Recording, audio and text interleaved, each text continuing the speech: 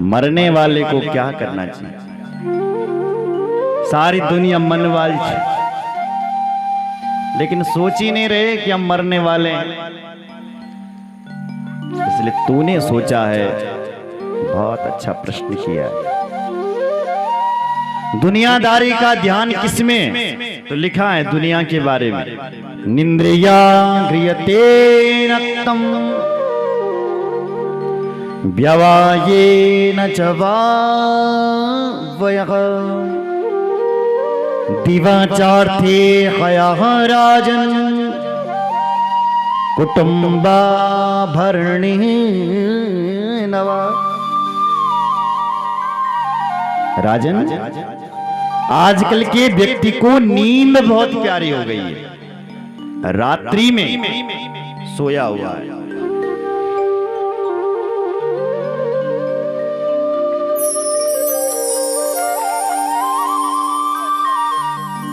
और यदि उसके पास यदि दिन का समय मिल भी जाता है तो व्यवाहेन च वावयः,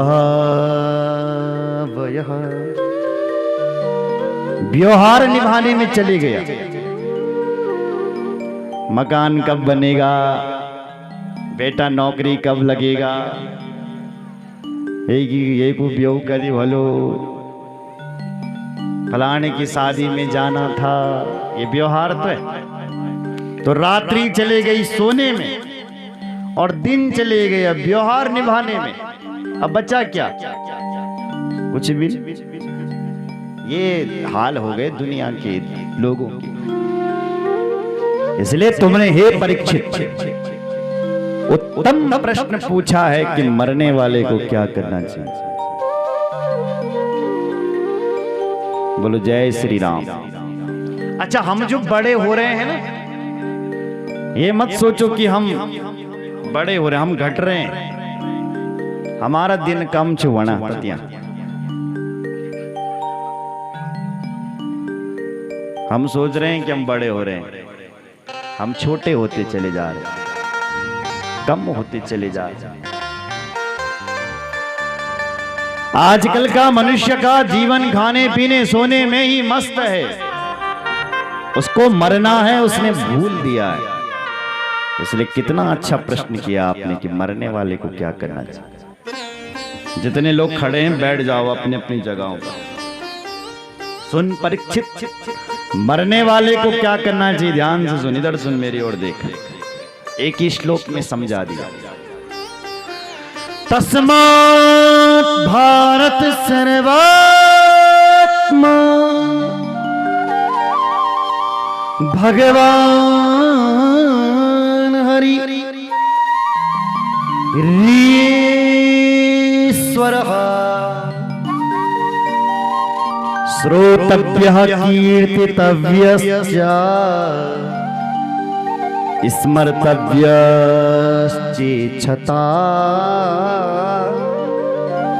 भयम्। ए परीक्षित, जो मरने से बचना चाहता है उसका पहला काम है श्रोतव्यः, भगवान की कथा सुनना। बल अगर कोई मरने से बचना चाहता है तो दूसरी बात कीर्तितव्यः, भगवान का कीर्तन करो। स्मर्तव्यः, प्रभु का स्मरण करो। बस इन तीन चीजों को यदि तुमने जीवन में उतार दिया तो तुम्हारी जो मौत है वो मंगलमयी हो जाएगी।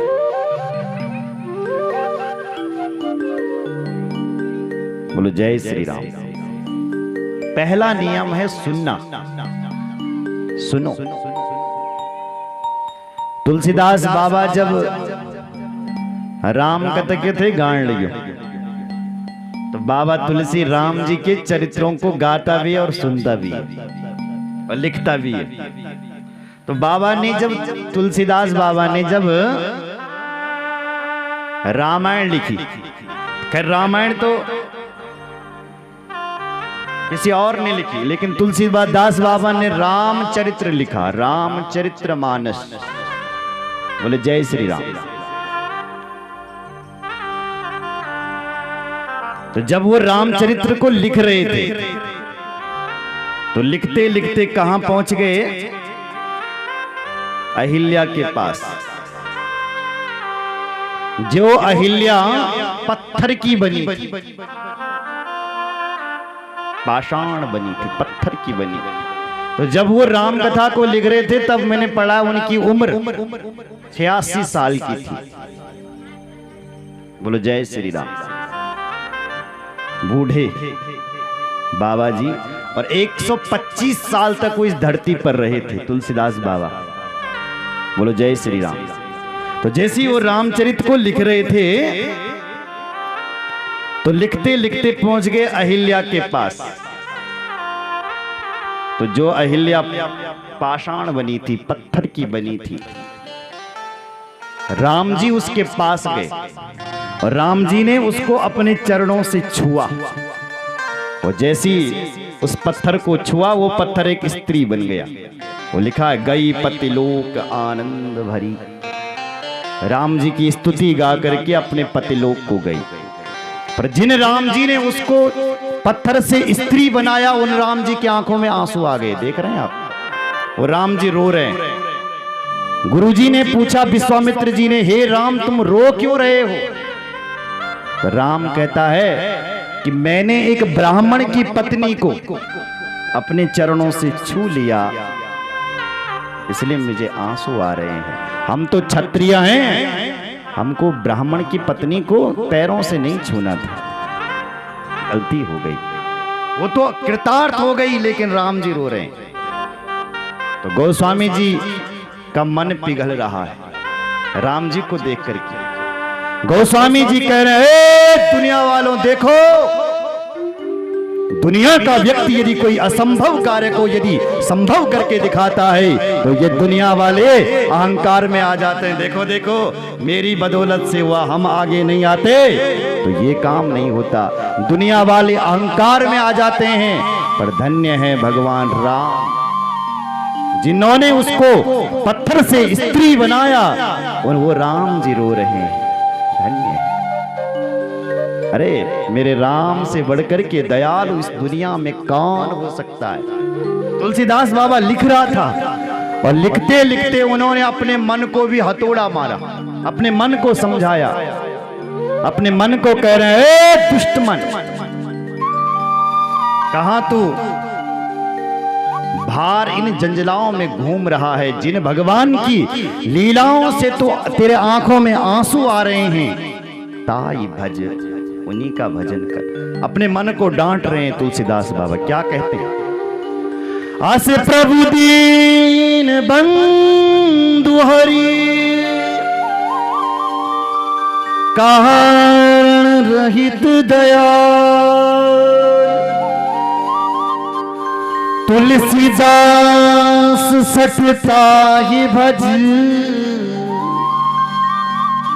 छाण कपट जंजाल।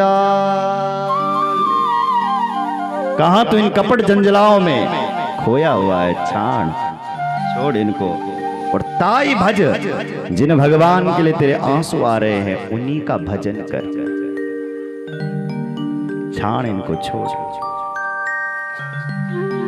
तो ये अपने मन को कब डांटना चाहिए? जब आपको कभी भगवान लगते हैं आंसू। क्यों दबल? आंसू भी दो ही बार आते हैं, एक सुख में और एक दुख में। कभी कभी आनंद के आंसू हो जाते हैं महाराज। बोलो जय श्री राम। कभी कभी भगवान की भगवत्ता पर आंसू आ जाते हैं। मेरे भगवान तूने तो मुझे उतना दिया है जितने की हम लायक नहीं थे। वारे वाह, वारे ईश्वर, कितनी बड़ी कृपा है तेरी, कितनी बड़ी कृपा। क्या क्या नहीं दिया तूने मुझे।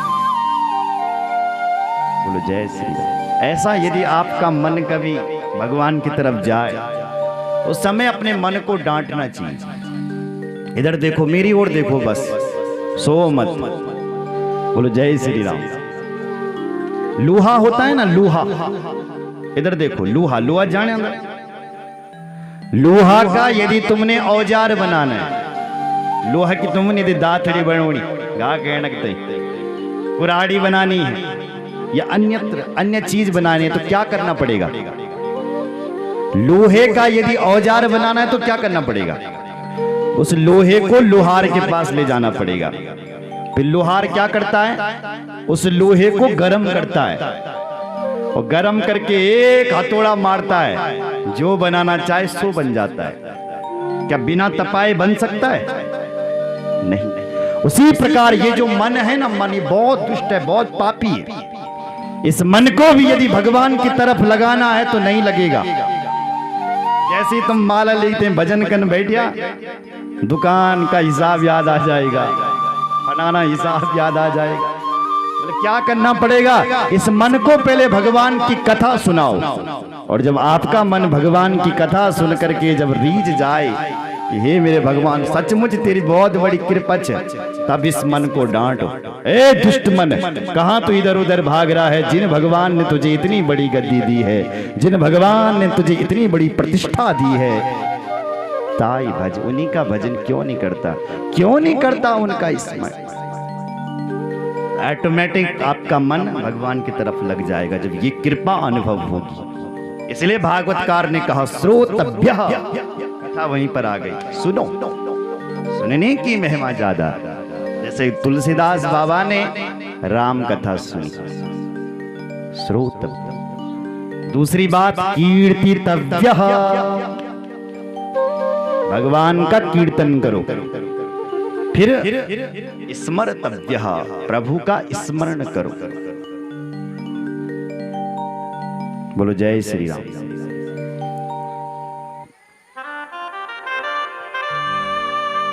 बोलो जय श्री राम। जोर से बोलो, और जोर से।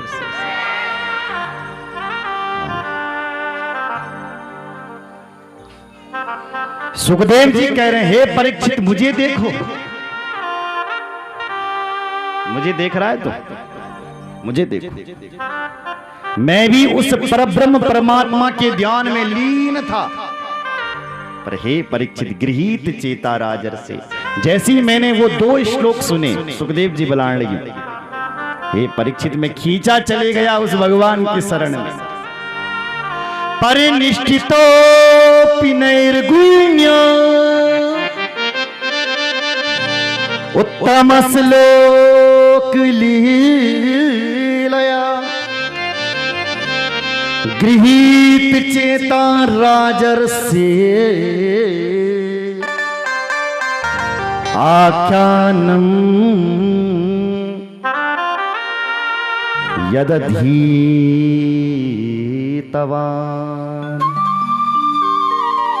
सुखदेव जी कह रहा है, इन श्लोकों पे ध्यान दें। परिनिष्ठितो नैर्गुण्य, मैं तो उस ब्रह्म की सत्ता में परिनिष्ठित था। 2 श्लोक सुने तो गृहीत चेता राजर्षि, उत्तम श्लोक। जब मैंने वो 2 श्लोक सुने ना, गृहीत चेता, मेरा जो ये चित्त है, मन है, वो खिंच गया और दीवाना हो गया मैं उस भगवान का। तब से देख रहा है मुझे, कहा तो मैं उस निर्गुण निराकार ब्रह्म की सत्ता में बैठा हुआ था, पर जब से मैंने 2 श्लोक सुने हैं, दीवाना हो गया। इसलिए हे परीक्षित, तू भी दीवाना हो जा उनका। परीक्षित बोला क्या बोला? महाराज मेरे पास तो 7 दिन है, मैं कब कीर्तन करूंगा, कब भजन करूंगा, कब कथा सुनूंगा? 7 दिन में क्या होगा? मुझे तो 7वें दिन मरना है। सुखदेव जी बोले, परीक्षित, क्या 7 दिन कोई कम होते हैं क्या? अरे सूर्यवंश में एक राजा हुए थे जिनका नाम था खटवांग। खटवांग राजा ने देवासुर संग्राम में देवताओं का साथ दिया और देवता लोग विजयी हो गए। जब देवासुर संग्राम हुआ था ना, तो सूर्यवंश में एक राजा हुए जिनका नाम खटवांग था। उन्होंने देवताओं का साथ दिया तो देवता लोग विजयी हो गए। देवता बोले, खटवांग राजा, हम आपकी बाहुबल से विजयी हुए हैं, वरदान मांगो, क्या चाहिए? खटवांग राजा कहता है, हे देवताओं, वरदान तो मैं तब मांगूंगा, पहले मेरी आयु देखो कितनी रह रखी है। तो जो देवताओं ने अपनी दिव्य दृष्टि से देखा तो क्या कहा, हे खटवांग राजा, आपकी आयु केवल एक मुहूर्त शेष बचा है। बस 48 मिनट का एक मुहूर्त होता है। बोले तेरी उम्र केवल 48 मिनट बची है, एक मुहूर्त बचा है बस, एक मुहूर्त के बाद तू मर जाएगा। तो राजा खटवांग ने बोला, क्या बोला, बोले मुझे वरदान मत दो, मुझे तुम यहां से गंगा के तट पर ले जाओ। तो तुरंत खटवांग राजा को वहां से उठा करके गंगा के तट पर लाया और खटवांग राजा ने संसार की सारी आसक्तियों को छोड़ करके गोविंद के पाद पद्मों में मन लगाया एक मुहूर्त में, और एक ही मुहूर्त में उन्होंने मुक्ति पा ली। मुहूर्तात् सर्वमुत्सृज्य गतवान अभयम हरिम, एक मुहूर्त में यानी 48 मिनट में खटवांग राजा ने मुक्ति पा ली। हे परीक्षित, जब खटवांग राजा 48 मिनट में मुक्ति पा सकता है तो तेरे पास तो 7 दिन है। सप्ताहम जीवितावधि, हे राजा परीक्षित, तू तो अभी 7 दिनों तक जीवित है, तेरे पास बहुत दिन है, बहुत दिन है। बोलो जय श्री राम। इधर देखो मेरी ओर।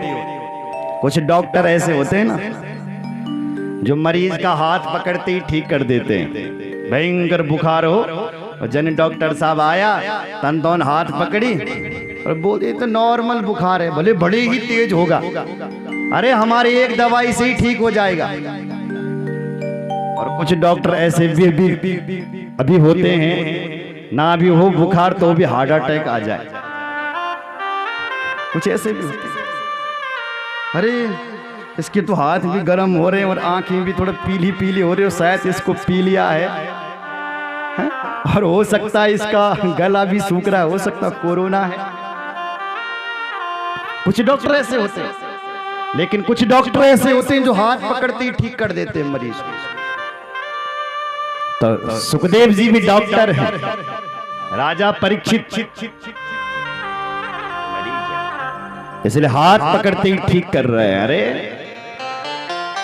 परीक्षित, खटवांग राजा ने एक मुहूर्त में मुक्ति पाई थी, तेरे पास तो 7 दिन है, क्यों नहीं पा सकता? प्रसन्न हो गए महाराज परीक्षित। देखिए जरा विश्वास देखिए, और प्रसन्न होकर के बोले, महाराज धन्य हो गया, मैं भी मुक्ति पा सकता हूं। जब खटवांग एक मुहूर्त में मुक्ति पा सकता है तो मैं भी पा सकता हूं। गुरुदेव ये बताओ कि भगवान का ध्यान कैसे करें? तो सुखदेव जी कह रहे हैं, सुन सुन बेटा, भगवान का ध्यान कैसे करना चाहिए? सबसे पहले 4 चीजों का ध्यान रखो। कौन कौन सी? जितासनो जित श्वासो जित संगो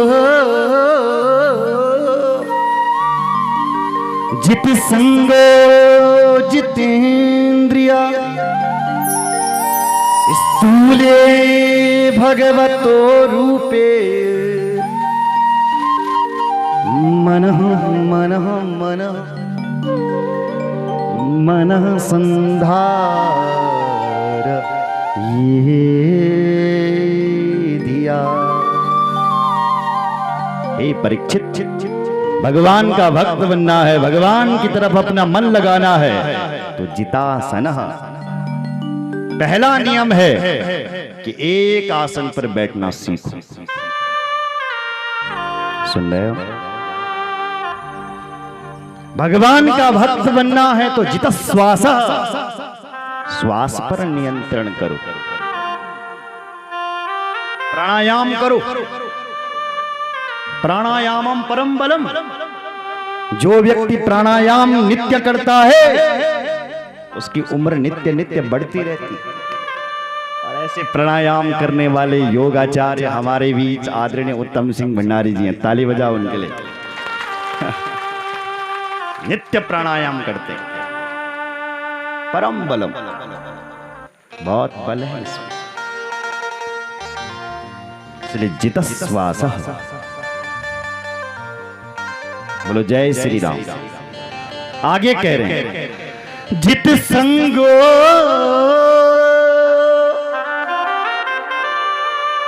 जितेंद्रिया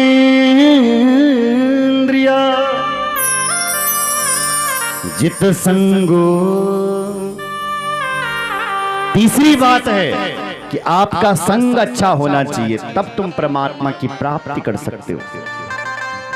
अरे दुनिया में यदि तुमने ख्याति प्राप्त करनी है तो तभी प्राप्त कर सकते हो जब आपका संग अच्छा होगा। इधर देखो मेरी ओर, सिर्फ आपका ध्यान इधर होना चाहिए। बीड़ी पीने वाले के संग में रहोगे तो बीड़ी पीना सीख सकते। तंबाकू वाले के संग में रहोगे तो तुम्हें भी तंबाकू पिलाना।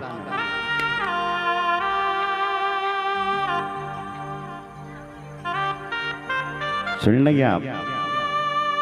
नेताओं के संग में रहोगे तो नेतागिरी आ जाएगी, क्योंकि जैसा संग होता है ऐसा प्रसन्न लगता है। इसलिए भागवतकार ने कहा जित संग। दुनिया में यदि आप महान बनना चाहते हो तो अपना संग सुधारो। और दूसरी बात यह है कि अपने से जो असफल व्यक्ति है उसके साथ मत रहो। अरे आपसे जो सफल व्यक्ति है उसका संग करो तो आप भी एक दिन सफल हो जाओगे। बोलो जय श्री राम, जोर से बजाओ। अगर तुम्हें जिंदगी में सफल होना है तो किसी सफल व्यक्ति को ढूंढो, उसका संग करो। असफल व्यक्ति का संग करोगे तो असफल हो जाओगे, और किसी सफल व्यक्ति का संग करोगे तो आप ऑटोमेटिक सफल हो जाओगे। सुन रहे हो? संग का बहुत प्रभाव पड़ता है। दशरथ जी की पत्नी कौन? केकई। किसका संग करती है? दासी का, मंत्रा का। और अपने से जब तुम छोटे का संग करोगे, निम्न व्यक्ति का संग करोगे, जो आपसे बहुत छोटा है, निम्न है, दास है आपका, उसका संग करोगे तो राम जैसे के लिए वनवास हो जाएगा। राम के लिए वनवास क्यों हुआ? क्योंकि राम की जो माता केकई थी उसने किसका संग किया? मंत्रा का, एक दासी का संग किया। प्रमाण क्या निकला? राम के लिए वनवास हो गए। इसलिए संग भी करना है तो किसी सफल व्यक्ति का करो। असफल व्यक्ति का संग करोगे तो असफल रहोगे।